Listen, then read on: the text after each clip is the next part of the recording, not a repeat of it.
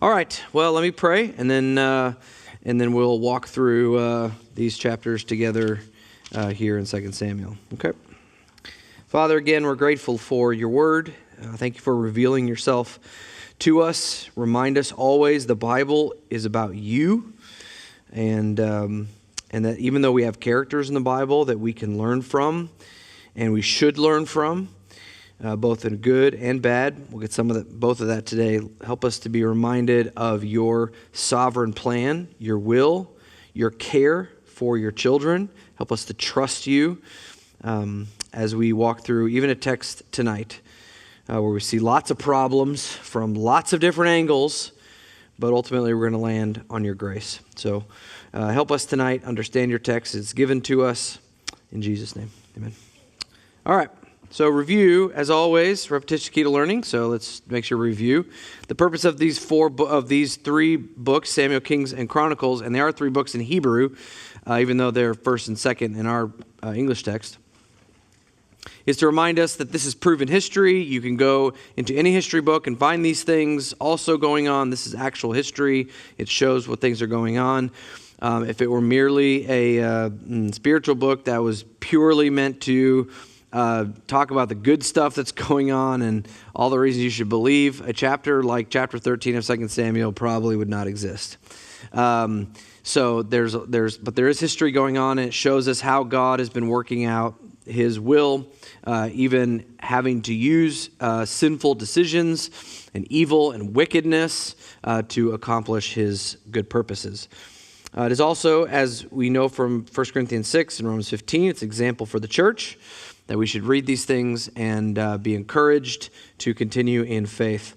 Everything points to Christ ultimately, and then it is a reminder that God is sovereign. That's really the big one in all these, in Samuel, Kings, and Chronicles, is to remind us that God is in sovereign control. He's bringing about all of his purposes and the way that he's going to do it, and this is the way that he planned to do it, as messy as most of it actually is. The history that leads up to it, from Genesis all the way to this point, we have creation, fall, flood. We have the first covenant with Noah. We have the nations. That's Genesis 1 through 11. You then have chapter 12, where we get the Abrahamic covenant. This is how God is going to begin to save the world. The Abrahamic covenant is repeated throughout Genesis 12, 15, 17, 21, 25. It's repeated to Isaac. It's repeated to Jacob. It'll be repeated through Judah. And so this Abrahamic covenant is something that God will bring about. And it's threefold. It's land, it's lineage, people's seed, and it's a blessing for all the peoples of the earth. Then, once we get to Exodus, through Deuteronomy, of course, the Hebrews end up down in slavery. They're freed from there after 400 years. God then takes them out to the wilderness, gives them the law. The first generation rejects God and is replaced by a second generation. Both of those generations are given the Mosaic covenant, which is found in Leviticus 26 and Deuteronomy 28. And that one is a temporary covenant that was ended with Christ. It's back and forth. Whatever the Israelites do, then God responds. And likewise, if they're obedient, God blesses. If they're disobedient, God curses. And it's connected and then into the Abrahamic covenant in the sense that in that time, before the new covenant, while it was the old covenant, to enjoy the blessings of the Abrahamic covenant, you had to follow the Mosaic covenant by faith. So again, those two are linked together. Joshua and Judges come around, and Israel enters the promised land, conquers it, divides it, but then descends into sinful cycles. Though regularly rescued by God-chosen leaders, by the time we get to the end of Judges, in those days, there was no king in Israel. Everyone did what was right in his own eyes. And so we need a king. And that's the point of 1 Samuel in particular, because it's a transition book from a theocracy where God rules alone to a monarchy where God is now going to rule through kings, which he said he was going to do anyway in Deuteronomy 17. The first king was Saul. He was a man after the people's sinful desires. That's going to come up again, by the way. Not by God's choice, but he gave them what they wanted. The whole thing ends in disaster. Saul dies, and there doesn't seem to be a lot of excitement for what's coming up next, but God has anointed David to be their next king, and so the question is, how is that going to happen? And that's what 2 Samuel is about. It's about David becoming king and about his rule as king. And so the first 5 chapters there is an initial rebellion. So you get the people of Israel, which ends up mainly which is the northern tribes.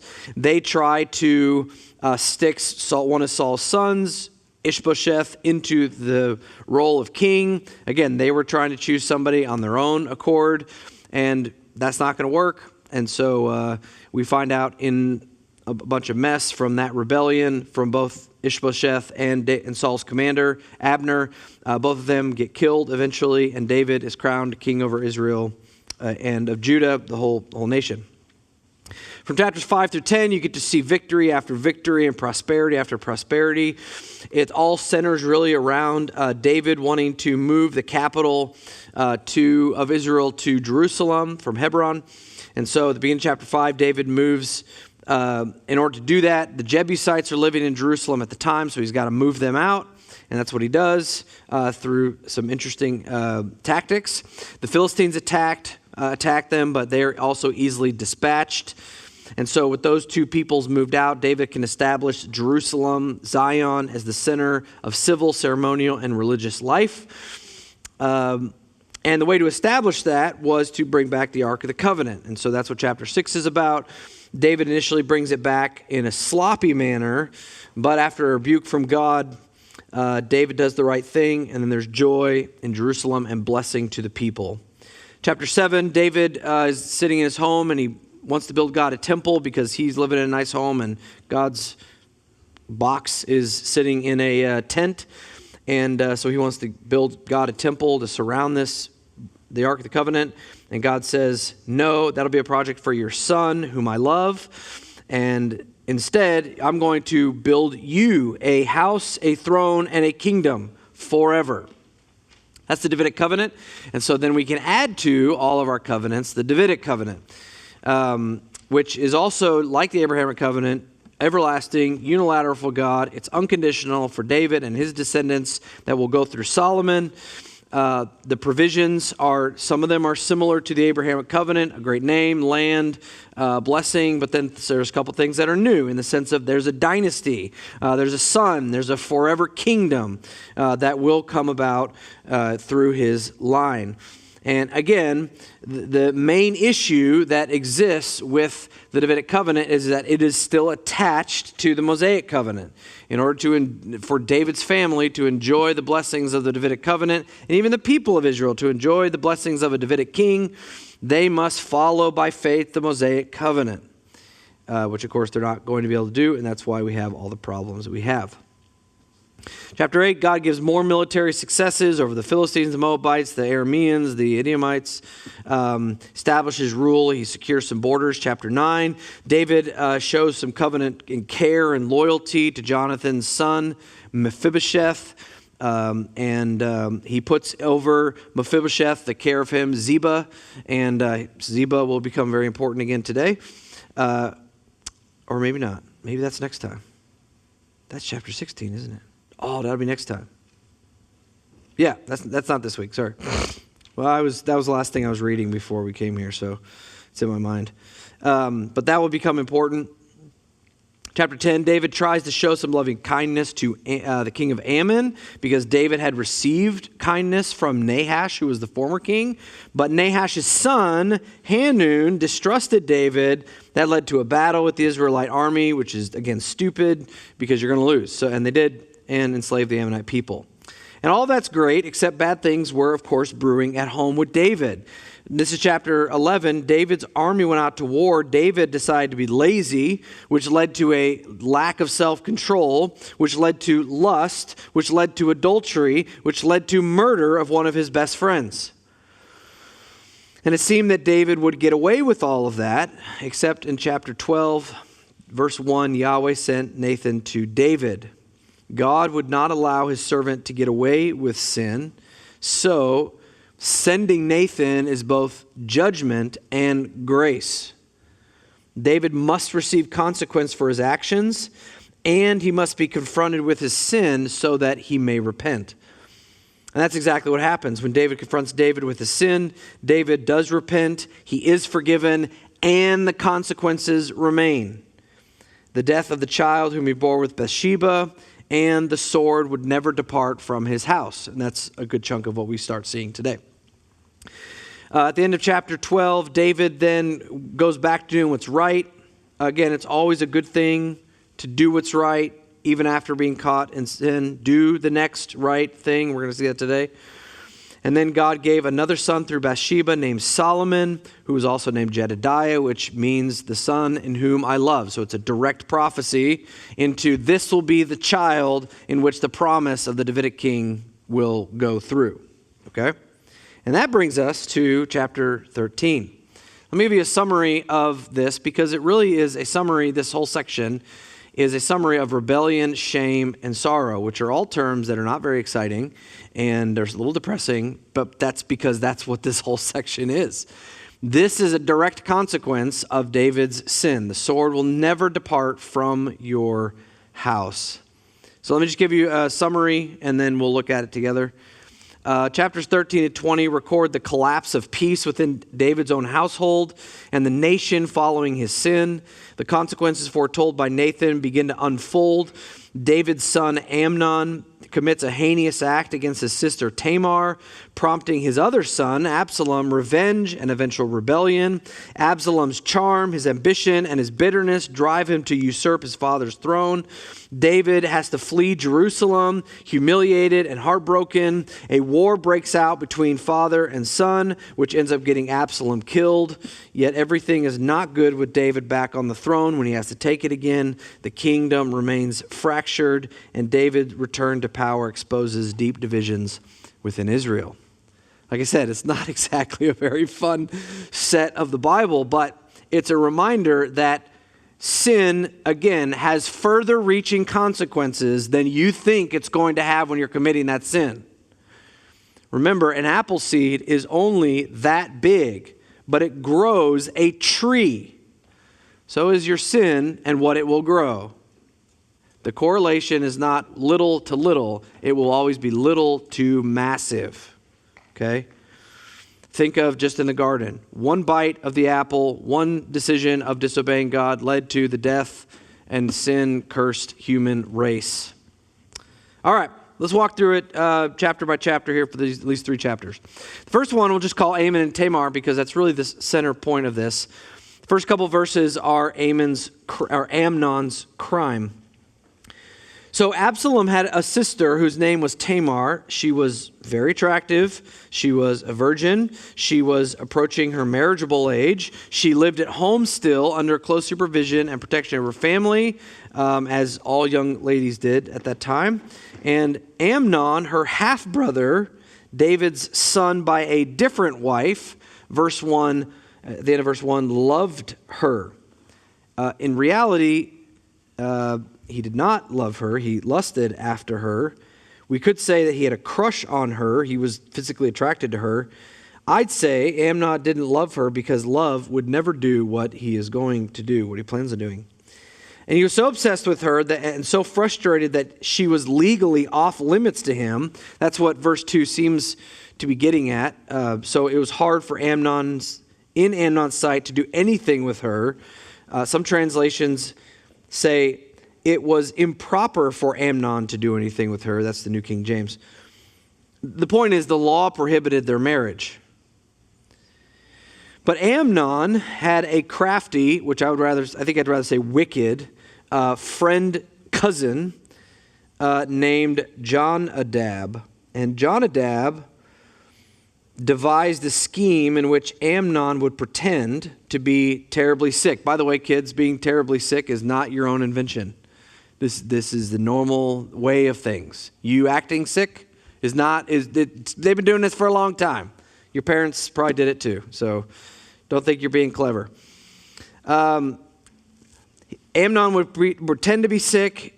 He would then make a request to his father that his half-sister, Tamar, would be allowed to come and prepare and serve food for him. And unfortunately, that worked.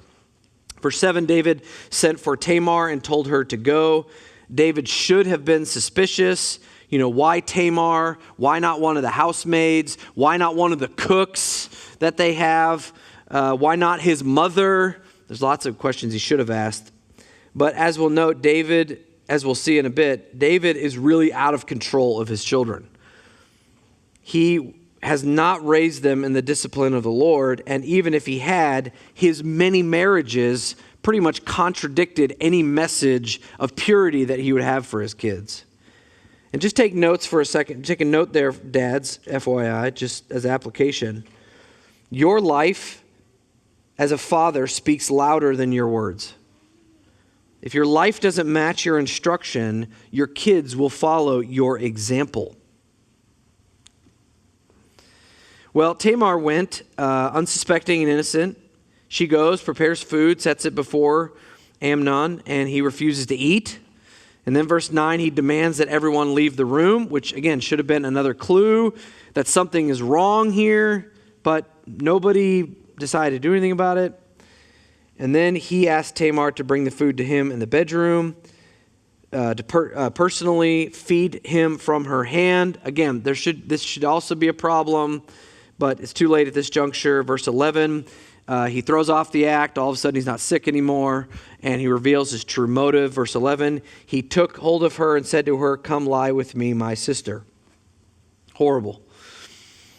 She resisted, tried to, and protested and pleaded, gave him in verse 12 and 13 some logical arguments for why you should not do this. But listen, sinful rage does not listen to logic. Godliness listens to logic. Sin, anger, an evil heart pushes logic aside, or it twists logic to get away with their own desires. Remember, sin is always illogical. Holiness, righteousness is always logical. It always makes sense. Sin never makes sense except for the one who has sinful passions. Well, he ignored her and overpowered her and raped her. It's awful. It's horrible. It's repulsive. Then, amazingly, though probably not really so, verse 15, you can see it, Amnon immediately hated her with a very great hatred. For the hatred with which he hated her was greater than the love with which he had loved her. Amnon loved Tamar so much that he just had to have her, and then when his desire was gratified, the true nature of his love is exposed. He didn't love her after because he didn't love her before. She was, to him, an object, a piece of meat, something to gratify his own lust. And when he was done, he hated her. And unfortunately, I've seen this in marriages. People will get married because of lust, and lust cannot be satisfied, even in marriage.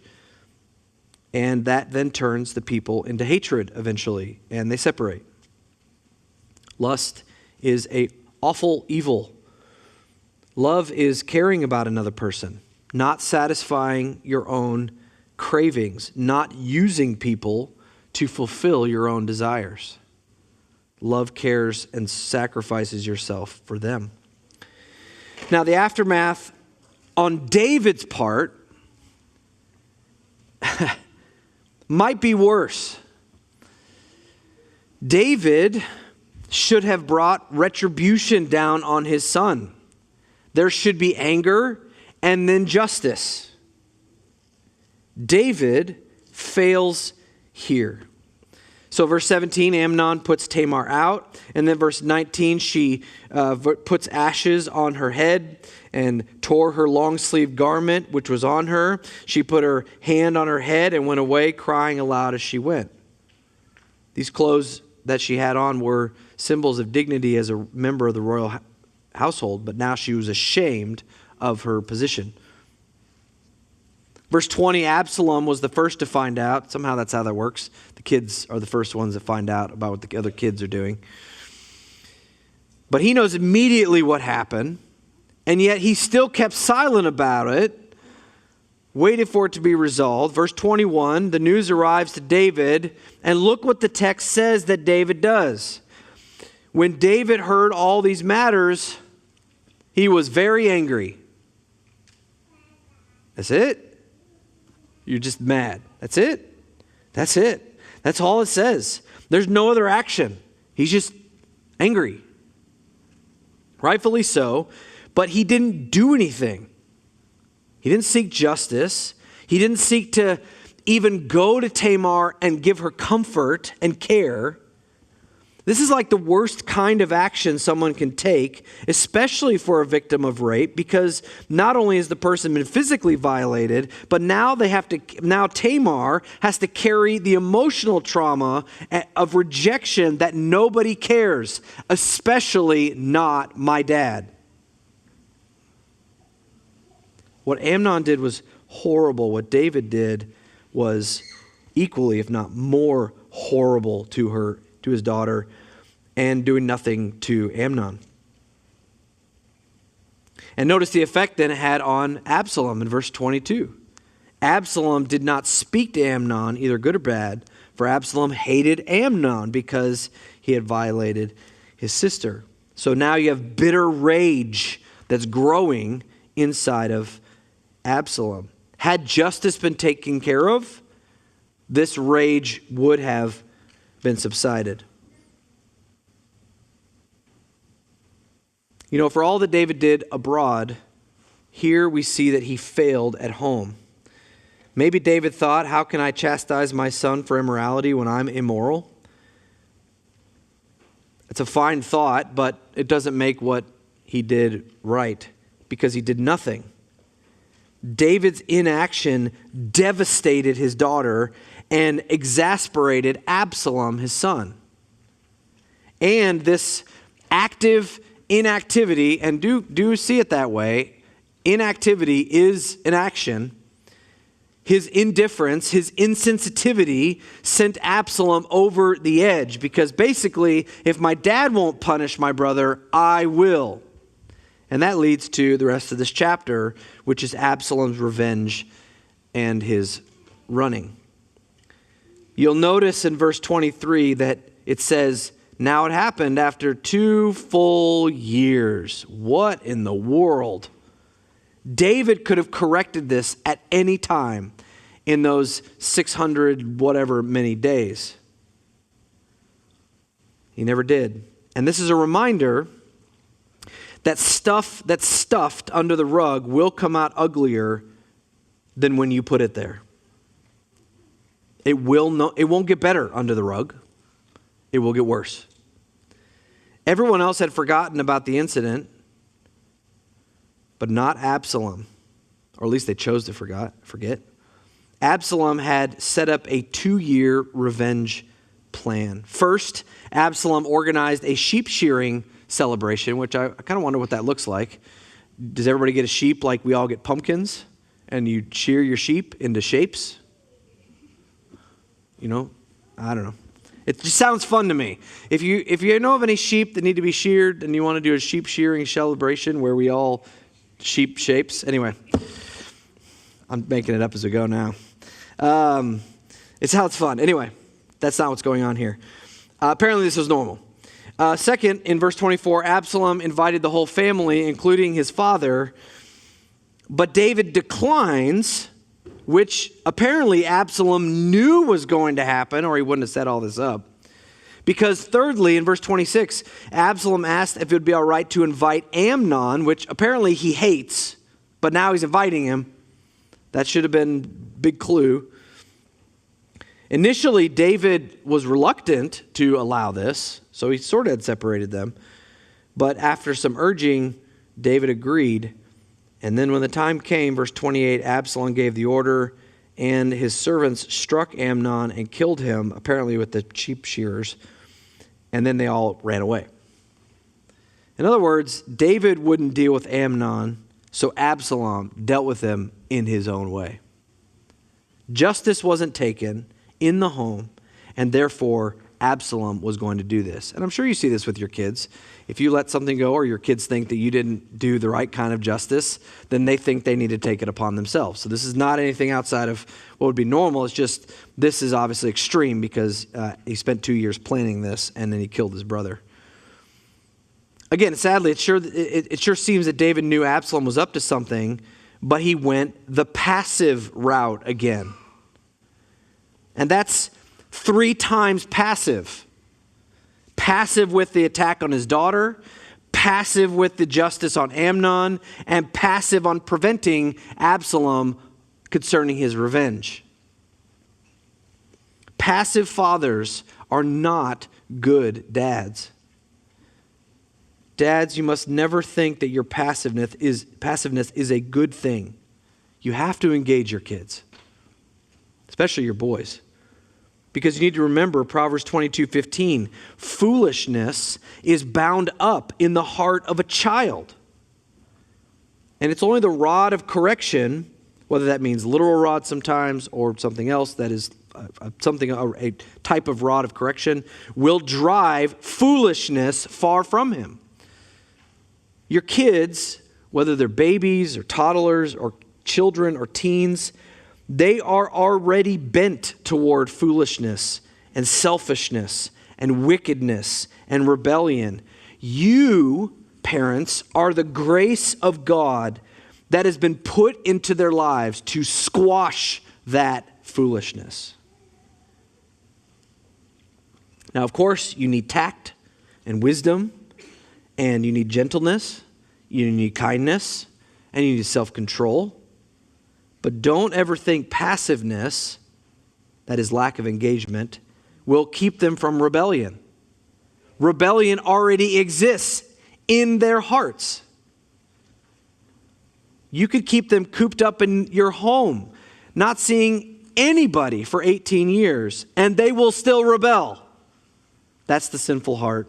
That's in all of us. So us fathers, we need to be involved, even in the mucky parts of your kids' lives. Otherwise, you, like David, will be responsible for pushing them into rebellion. The final note that we get at the end of chapter 13 is that David did love Absalom, even though he wasn't good at showing it. Verse 39, David was consumed with going out to Absalom.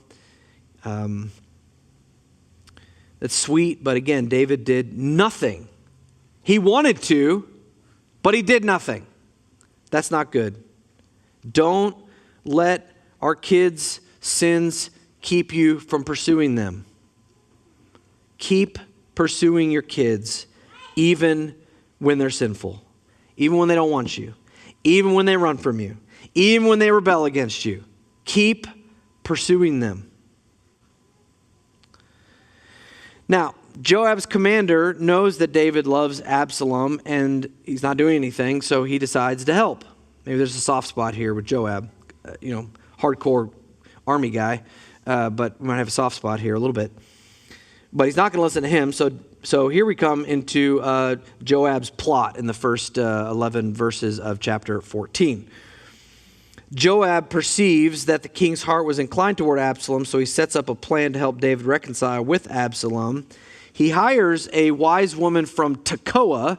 Tekoa is about 10 miles south of Jerusalem to come and tell a story, very similar to what Nathan did in chapter 12. And by the way, it was normal for a king to hear from various persons about justice, judicial type matters. The woman in a fictitious story that Joab gave her, so this is all made up, okay? She relates to David that she had 2 sons, one of whom murdered the other. This meant that the surviving son was liable to blood vengeance at the hands of the relatives. In other words, the relatives needed to kill this other son because he had killed his brother. But since she was a widow, this would mean the elimination of her own source of support. And that's expressed by the figure of speech in which she says, "They will extinguish my coal which remains." Perhaps even more important, she would have no heir to carry on her name and memory of her dead husband. So this is sort of a Ruthish or Naomi situation. Well, in verses 8 through 11, David told the woman, don't worry about it, return home in peace. David would issue an order to resolve the matter. If anyone tries to prosecute the case, they would have to answer to David directly. And then he gives an oath in verse 11, as Yahweh lives, not one hair of your sons shall fall on the ground. So he's going to protect a murderer, is the point here. And verse 12, then she drops the act and turns the tables on David, stating that if he will grant amnesty to an unknown murderer, then he needs to do the same thing for his own son, who's a murderer. That's the logic that's being used here. Now, in the Old Testament law, there were some circumstances in which the death penalty didn't need to be applied, particularly when premeditation was not involved. So, if you accidentally, while you're walking along, you accidentally trip and bump a guy and he falls off a cliff, that was not premeditated or whatever, or if there's a crime of passion, those kinds of things.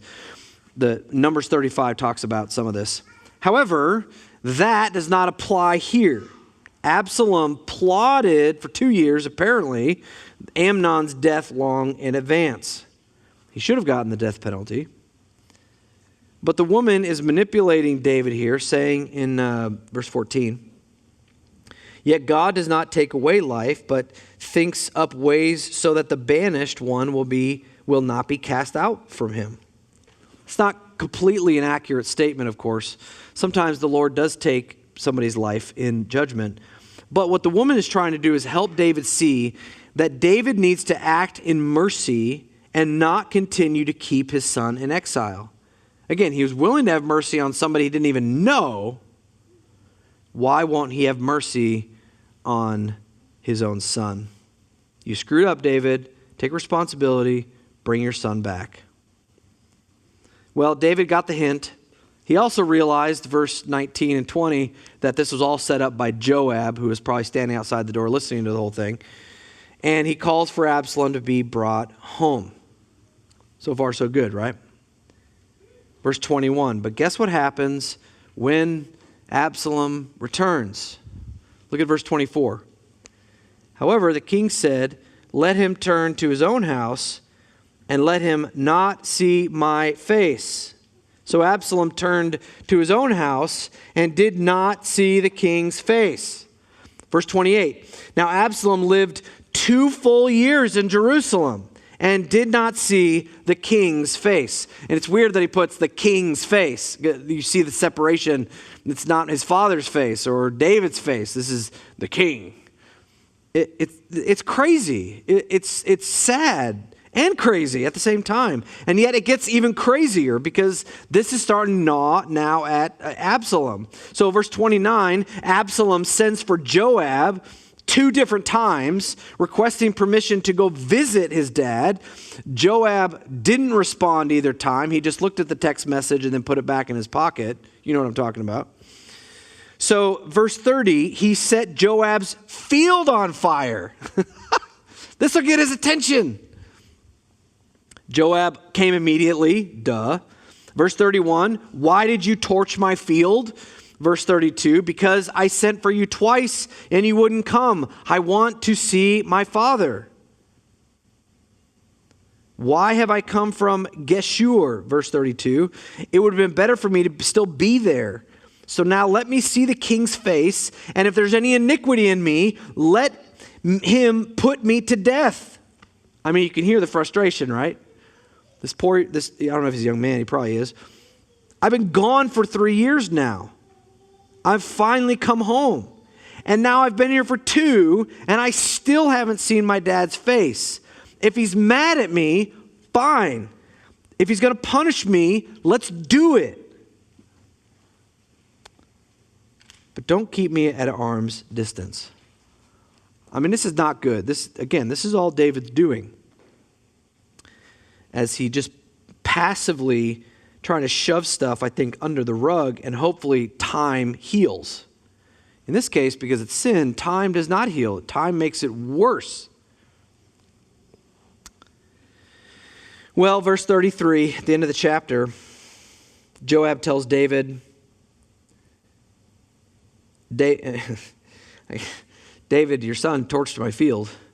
He's going to keep doing it if you don't call him. David finally calls for Absalom. Absalom comes. He prostrates himself, bows himself down to the ground. And the king comes over and shows affection. But in this case, too little, too late. Absalom is already ticked off. He's sat in that house for 2 years, never saw his dad, refused to do anything about his sister, refused to do anything about Amnon. This man is ticked off big time, and there is basically nothing anymore that David can do. We now have a record of his rebellion. It really kind of spans the rest of the section here, all the way to 20. The primary story is around Absalom from 15 to 18. And I'm just going to cover 15 here, and then we'll cover the other parts later, the next time. This chapter 15 I'll just call Revolt and Encouragement. In verses 1 to 12, there's an insurrection that Absalom plans.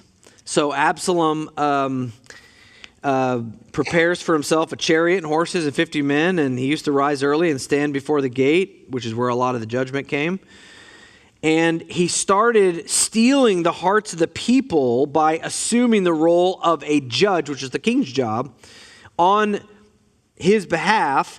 And then by doing that, he started publicly accusing David of neglecting the people, because if I'm here, that means David's not here. Why am I? The king should be here, but I'm here. And he would do this especially with the northern tribes of Israel, and he would deprive of justice, that David was depriving the northern tribes of justice. He then deceives David by requesting permission to go down to Hebron to verse 7, please let me go and pay my vow, which I vowed to Yahweh in Hebron. So he's a liar. Okay. His real intention was to establish himself as king there, because, as kids do sometimes, they look at some of the things their parents do and they think it's ridiculous. We should have just stayed there. Why'd we come to Jerusalem? We could have just stayed in Hebron. That's probably where Absalom grew up for most of his life. And moving to Jerusalem, he never loved. But anyway, he moved down there, and David, again, still absent, just not trying. Go ahead. And there Absalom sent some spies throughout the land, all the way up through Israel, to rise up with Absalom. Absalom also tricks 200 men to accompany him to go to Hebron, and there he would manipulate them. David's advisor, Ahithophel, who is Bathsheba's grandfather, also went with Absalom. And the end of verse 12, and the conspiracy was strong, for the people increased continually with Absalom. Not good at all. What is David going to do? Well, David has to flee. As a result, verse 13, David is forced to flee Jerusalem in fear that Absalom would overtake him and destroy the city, which is the right thing because he has a very angry and now powerful son. So David and all of his mighty men, so he still had support there, and all of their families have to exit the capital city of Jerusalem. I'll get to that in a minute, but along the way, and this is where the encouraging side of things comes in. This seems like the worst thing ever. God has promised this Davidic covenant to David. David has failed over and over again, but again, the Davidic covenant is not based on David's failure or obedience. Remember, it's based on God's promise. David can only enjoy the blessings of the Davidic covenant so long as he's obedient, but the line has to go through David and then through Solomon. So we know it's not going to go through Absalom. But God is gracious. This is where the encouragement side of things comes in, because on the way, a few figures pop up, Ittai, Zadok, and Hushai, who all pledge loyalty to David, while others like Bathsheba's grandfather, Ahithophel, joins Absalom. Just want to walk through these three guys real quick because they're pretty cool dudes, even though they're not mentioned very much. But they're neat little stories here, and I encourage you to go back and read these and get a little more. But Ittai, in verses 19 through 32, he was a Gittite. Gittites were from the city of Gath. Gath is one of the major cities of which peoples? The Philistines. So this is a Philistine, and verse 20 says that he apparently had just converted to the Israelites, or to Yahwehism, if you want to call it that, and into David's army. He basically, David says, you only came yesterday, basically. Like, it may have been maybe the day before. It might have been just a really short period of time. This guy just joined up. And David tells him, go back to Jerusalem. Don't get involved in this. Just keep serving out your stuff there. It'll all get sorted out. But don't follow me in this, okay? It's only going to get worse. Don't lay your life on the line. You just bought a house. You just planted a tree. You got that nice garden, and now you have to sacrifice all of it. I don't want you to do that. But Ittai is loyal and unselfish. In verse 21, he makes a double oath to Yahweh and David. And he said, no, I'm staying here. I'm staying with you. And I think it's very simply that Ittai knew Yahweh. He knew who Yahweh's king was. And he was willing to risk everything, even his own family was with him, to stay close to God's man. And by the way, just as a side note to that, this rebellion of Absalom is not going to work. The question is, why? And I've already alluded to it or said it. Who is the chosen king of Israel? Who did God choose? That's a real question. David. That is the one according to God's heart, God's desire. That's the one he chose. And then through the 2 Samuel 7, Solomon. So we know, because we know God, this is not going to work, whatever's going on here. It can't. The kingship must stay in the Davidic line through Solomon. And again, we always need to keep this in mind, that God is always in sovereign control, even when things look like they're in chaos, when it looks like evil men are winning, when it looks like things are off the rail. God is still in control. He never loses control. Here we have Israel trying yet again to choose their own king. They tried it with Saul, that failed. They tried it with Ishbosheth, that failed. They're now trying it with Absalom, and what do you think's going to happen? See, again, this is the illogic side of sin. It doesn't think. It doesn't learn from the past, and it certainly doesn't think in the future. By the way, the Israelites are going to try this 2 more times in 2 Samuel 20 and in 1 Kings 5. And take a wild guess how those are going to go.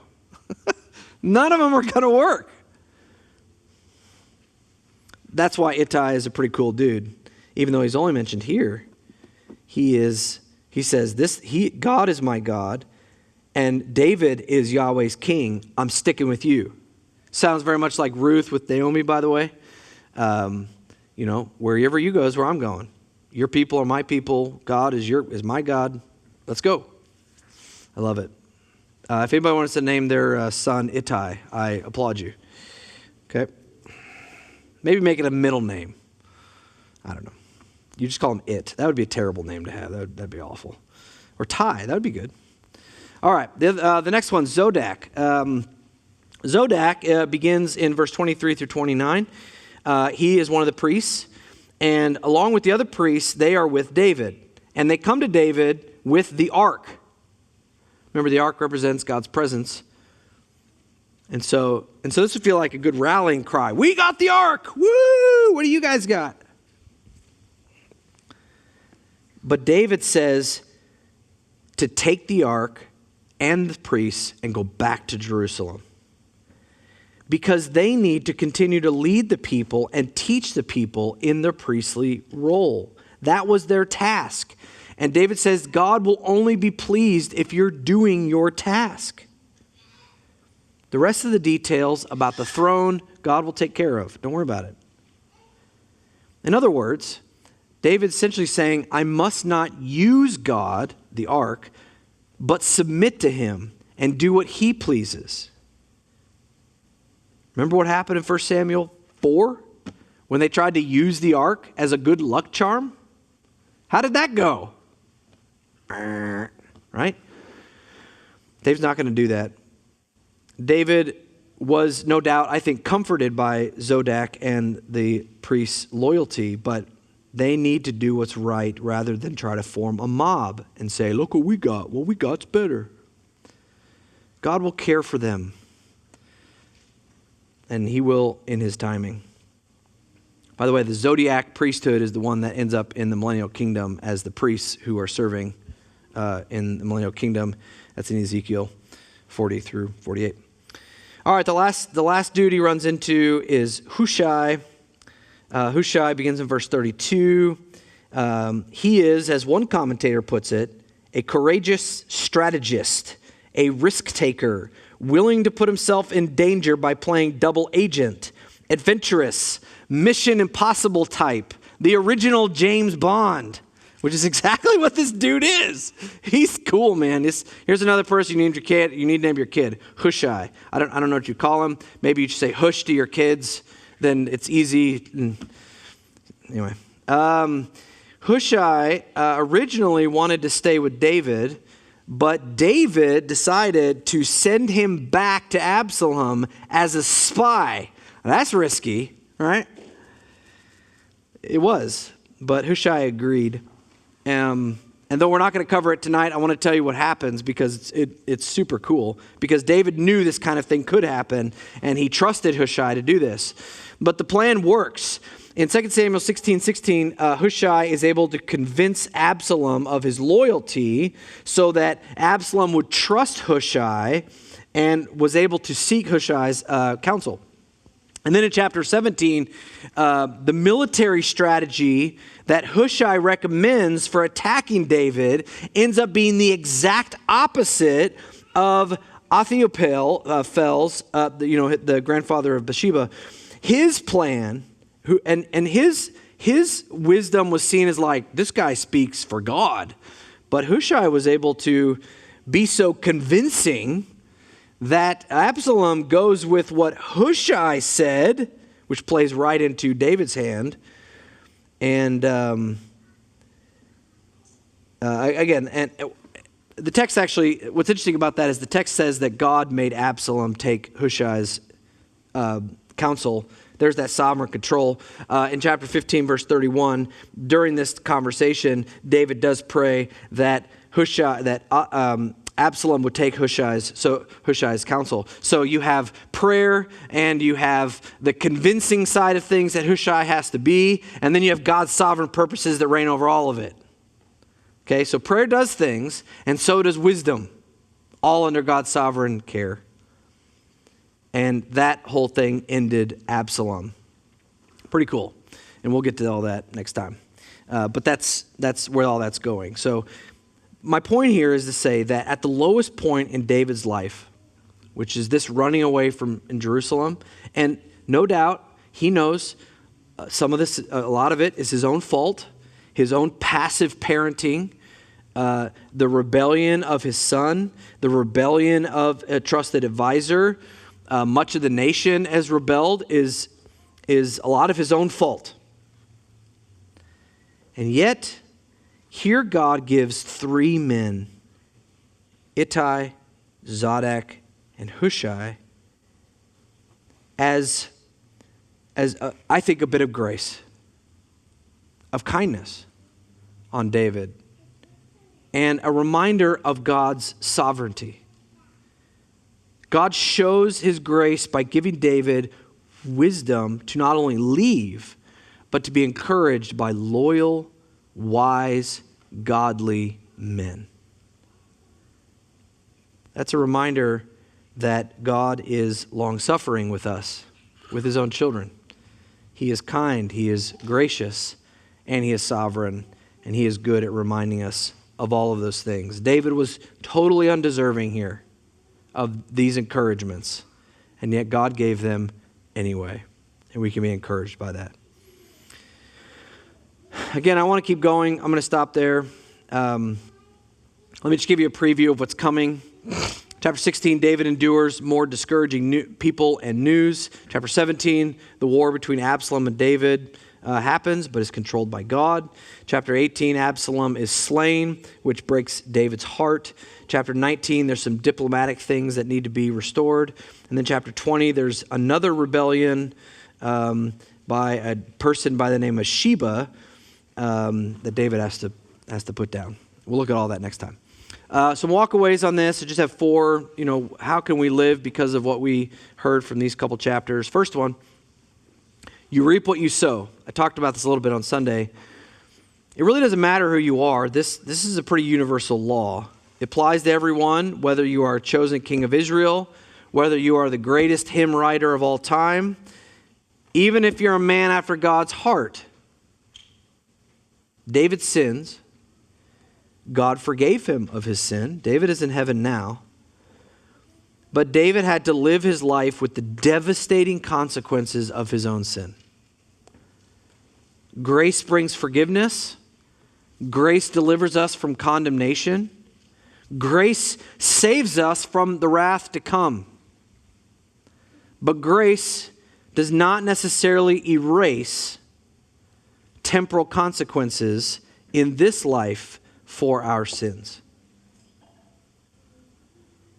One example that was given to me that I was reading this week is somebody got into a fight they shouldn't have been in, and they broke their arm. And they broke their arm so severely that they had to learn how to be left-handed the rest of their life. God didn't heal that arm, and that person became saved not too long after that. But God did not heal up that arm just because he was a saved person. He had to live with the temporal consequence throughout the rest of his life that this arm was no longer of any good because of his choices. So it is with all of us. What we reap is what we sow. Sow godliness, get the reward of godliness. Sow into sin, and you will reap the difficulties and death that comes from it. Just remember Romans, I believe it's 6:22, right before 6:23 that says, for the wages of sin is death. Right before that, it asks the question, what did sin ever do for you? What was the benefit? I got to read it. It's sitting on my mind, so I got to read it. I can't remember it now. 6:20, where is it? 2, right? Oh yeah, it says, but now having been freed from sin and enslaved to God, you have your benefit. Oh, right before that. What benefit were you having from the things for which you're now ashamed? The end of those things, sin, is death. In other words, what benefit were you getting from being a sinner? You got nothing. You gained nothing. All you did was gain anger and bitterness and condemnation, and that's all you got. So don't sin. That was written to believers. Don't sin, because consequences come from it, and whatever you sow, you will reap. Secondly, remember, this is for everybody, including kids here, okay? All of you guys. We all have a natural bent to sin, to do what is wrong, to rebel. Dads and moms, again, as I said, you are the grace of God in your child's life to help them kill sin. You need to be active about that, while being, again, gracious and wise and kind. And kids, children and teens, remember or know that you have a natural bent, a natural inclination, a natural desire to want to disobey God and disobey your parents. God has given you your parents to help you kill your sin. Some parents are very bad at this, like David. But I can guarantee that none of the parents here are like David was. They don't want sin in your life. They want it gone. And that's why God gave you your parents. That's why they discipline you. They don't want you to end up like Absalom. So obey them, and you will be blessed. Ultimately, we all need Christ. Parents are not going to be able to squash the sin that's in their kids' lives, and the kids aren't going to be able to know that that's a grace of God unless we all submit to Christ first. Jesus must kill our sin in his own body before we can have a new heart. So ultimately, we all need to plead for Jesus to save us from our sins. Ultimately and daily, we all need to plead to Jesus to help us kill our sin. Okay? Third, do the next right thing, especially after you sin.